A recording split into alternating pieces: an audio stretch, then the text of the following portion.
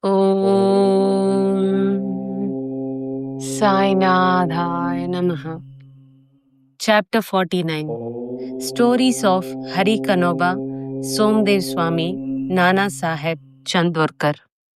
Preliminary. When even the Vedas and the Puranas cannot sufficiently praise Brahma or Sadguru, then how can we, ignorant, describe our Sadguru Sri Sai Baba? We think that it is better for us to keep quiet in this matter. In reality, the observance of the vow of silence is the best way of praising the Sadguru. But the divine qualities of Sai Baba make us forget our vow of silence and inspire us to open our mouth. Tasteful dishes lose their taste if there is no company of friends and relatives to partake the dishes with us. But when they join with us, the dishes acquire additional flavor. The same is the case with the Sai Leelamrit, the nectar in the form of Sai Leelas. This nectar we cannot partake alone. Friends and brothers have to join us. The more, the better. It is Sai Baba himself who inspires these stories and gets them written as he desires. Our duty is to surrender completely to him and meditate on him. Practicing penance is better than pilgrimage, vow, sacrifice, and charity. Worshipping Hari is better than penance, and meditation on the Sadguru is the best of all. We have, therefore, to chant Sai's name, think over his sayings in our mind, meditate on his form, feel true love for him in our heart, and do all our actions for his sake. There is no better means than this for snapping the bondage of this sansar. If we can do our duty on our part, as stated above, Sai is bound to help and liberate us. Now, we revert to the stories of this chapter. Hari Kanoba. A gentleman of Mumbai named Hari Kanoba heard from his friends and relatives many Leelas of Baba. He did not believe in them as he had a doubting mind. He wanted to see Baba himself. So he came to Shirdi with some Mumbai friends. He wore a lace-bordered turban on his head and a new pair of sandals on his feet. On seeing Baba from a distance, he thought of going to him and prostrating himself before him. He did not know what to do about his new sandals. After going to some corner in the open courtyard, he placed them there and went in the masjid and had Baba's darshan. He made a reverential bow to Baba, took Udi and Prasad from Baba, and returned. When he reached the corner, he found to his utter dismay that his sandals had disappeared. He searched for them in vain and returned to his lodging very much dejected. He bathed, offered worship and Naivedya and sat down for meals, but all this while he was thinking about nothing but his sandals. After finishing his meals, he came out to wash his hands when he saw a Maratha boy coming towards him. He had held in his hand a stick at the end of which was hanging a pair of new sandals. He said to the men who had come out to wash their hands that Baba sent him with his stick in hand and asked him to go on the streets crying, Hari ka beta, Jari ka feta, and that if anybody claims these sandals, first assure yourself that his name is Hari and that he is the son of Kanoba, and that he wears a lace-bordered turban and then give them over to him. On hearing this, Hari Kanoba was pleasantly surprised. He went ahead to the boy and claimed the sandals as his own. He said to the boy that his name was Hari and that he was the son of Kanoba. and showed him his lace-bordered turban. The boy was satisfied and returned the sandals to him. Hari Kanoba wondered in his mind that his lace-bordered turban was visible to all and Baba might have seen it. But how could he know that his name was Hari and that he was the son of Kanoba, as this was his first trip to Shirdi? He came there with the sole object of testing Baba and with no other motive. He came to know by this incident that Baba was a great Satpurush. He got what he wanted and returned home well pleased. Somadev Swami. Now, hear the story of another man who came to try Baba. Bhaiji, brother of Kaka Saheb Dikshit, was staying at Nagpur. When he had gone to the Himalayas in 1906, he made an acquaintance with one Somadev Swami of Hardar at Uttarkashi, down the Gangotri Valley. Both took down each other's names in their diaries. 5 years afterwards, later, Swami came to Nagpur and was Bhaiji's guest. There, he was pleased to hear the Leelas of Baba, and a strong desire arose in his mind to go to Shirdi and see him. He got a letter of introduction from Bhaiji and left for Shirdi. After passing Manmad and Kopargaon, he took a tonga and drove to Shirdi. As he came near Shirdi, he saw 2 flags floating high over the masjid in Shirdi. Generally, we find different behavior, different mode of living, and different outward paraphernalia with different saints.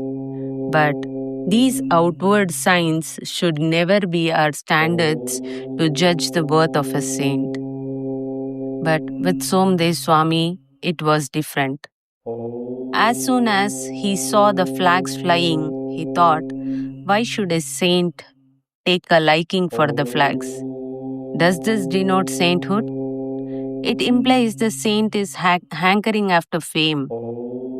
Thinking thus, he wished to cancel his Shirdi trip and said to his fellow travelers that he would go back.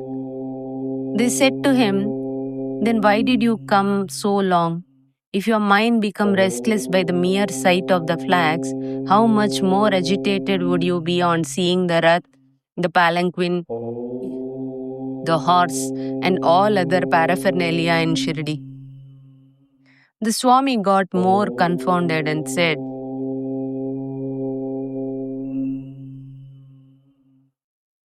not as such sadhus with horses, palanquins, and tom-toms have I seen. And it is better for me to return than visit such sadhus. After saying this, he started to return. The fellow travelers pressed him not to do so but to proceed. The fellow travelers pressed him not to do so but to proceed. They asked him to stop this inconsistent way of thinking and told him that the sadhu, that is Baba, did not care a bit for the flags and other paraphernalia. It was the people, his devotees, that kept up all this paraphernalia out of love and devotion to him. Finally, he was persuaded to continue his journey, go to Shirdi and see Baba. When he went and saw Baba from the courtyard, he melted inside. His eyes were full of tears, his throat was choked, and all his evil and crooked thoughts vanished. He remembered his Guru's saying that is our abode and place of rest, where the mind is most pleased and settled. He wished to roll himself in the dust of Baba's feet, and when he approached Baba, the latter got wild and cried aloud, let all our humbug be with us. You go back to your home. Beware if you come back to this masjid again. Why take the darshan of one who flies a flag over his masjid? Is this a sign of sainthood? Remain here not a moment. The Swami was taken aback by surprise. He realized that Baba read his heart and spoke it out. How omniscient he was. He knew that he was least intelligent and that Baba was noble and pure. He saw Baba embracing somebody, touching someone with his hand, comforting others, staring kindly at some, laughing at others, giving Udi Prasad to some, and thus pleasing and satisfying all. Why should he alone be dealt so harshly? After thinking seriously, he came to realize that Baba's conduct responded exactly to his inner thought and that he should take a lesson from this and improve, and that Baba's wrath was a blessing in disguise. It is needless to say that later on his faith in Baba was confirmed and he became a staunch devotee of Baba. Nana Saheb Chandorkar. Hemant Pant concludes this chapter with the story of Nana Saheb Chandorkar. When Nana Saheb was once sitting in the masjid with Mahal Sapati and others, a Mohammedan gentleman from Bijapur came with his family to see Baba. On seeing veiled ladies with him, Nana Saheb wanted to go away, but Baba prevented him from doing so. The ladies came and took the darshan of Baba.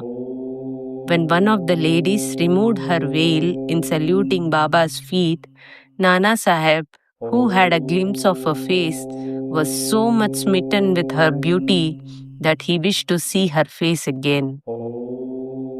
By knowing Nana's restlessness of mind, Baba spoke to him after the lady had left the place. Nana, why are you getting agitated in vain? Let the senses do their allotted work or duty. We should not meddle with their work. God had created this beautiful world, and it is our duty to appreciate its beauty. The mind will get steady and calm slowly.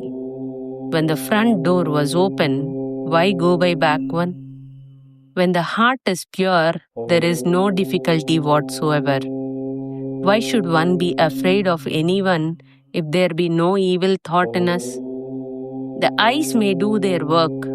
Why should you feel shy and tottering? Shama was there and he could not follow the meaning of what Baba said. So he asked Nana about this on their way home. Nana told him about his restlessness at the sight of the beautiful lady, how Baba knew it, and advised him about it. Nana explained Baba's meaning as follows, that our mind is fickle by nature. It should not be allowed to get wild. The senses may get restless. The body, however, should be held in check and not allowed to be impatient. Senses run after objects of desire, but we should not follow them and crave for them. By slow and gradual practice, restlessness can be conquered. We should not be swayed by the senses, though they cannot be completely controlled. We should curb them rightly and properly according to the need of the occasion. Beauty is the subject of sight. We may fearlessly look at the beauty of objects. There is no room for shyness or fear. Only, we should never entertain evil thoughts, making the mind desireless. Observe God's work of beauties. In this way, the senses will be easily and naturally controlled, and even in enjoying objects, you will be reminded of God. If the outer senses are held in check, and if the mind be allowed to run after objects and be attached to them, our cycles of births and deaths will not come to an end. With Vivek as our charioteer, we will control the mind and shall not allow the senses to go astray. With such a charioteer, we reach the Vishnupada, the final abode, our real home, from where there is no return. Bow to Sri Sai. Peace be to all.